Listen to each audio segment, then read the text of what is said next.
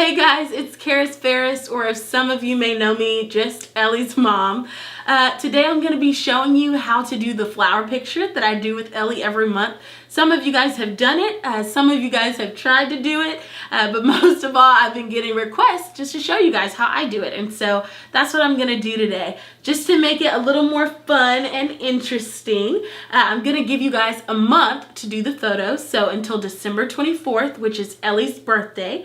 And I want you guys to hashtag EllieTurns1. I'm going to look through all of them, make sure to get really creative and have fun with it. And then on December 24th, I'm going to choose a winner and do a fun giveaway to that mom. And so have fun with it, guys. See you later.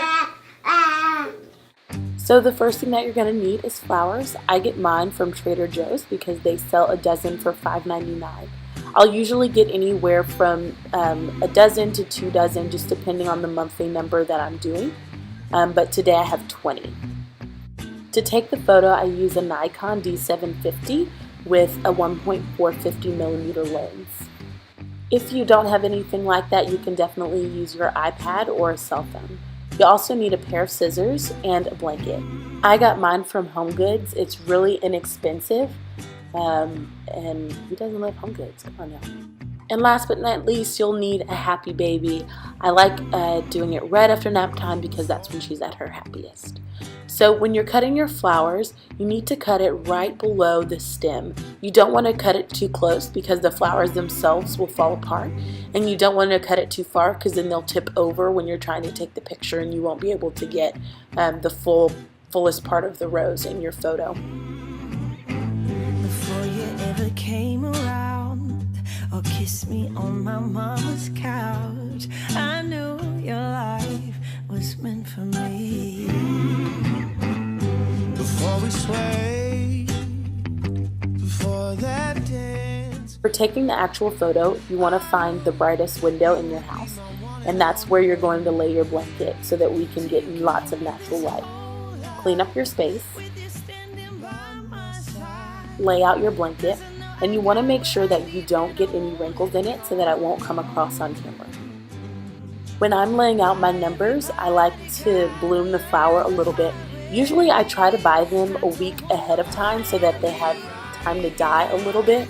I actually retook this photo once the flowers kind of died, just because I like when it has that, different color, and it kind of feels like velvet once they've had a little time to live.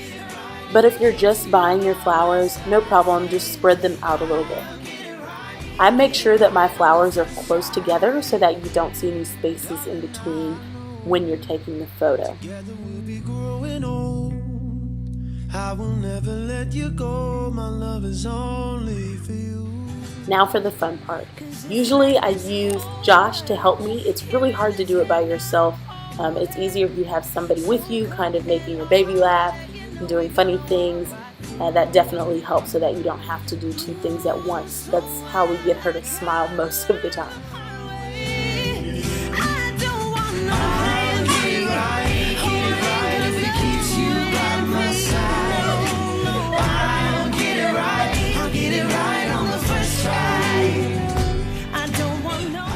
So there it is. I definitely do a little bit of editing, but that may have to be a different tutorial. Thanks, guys. Get it right on the first try.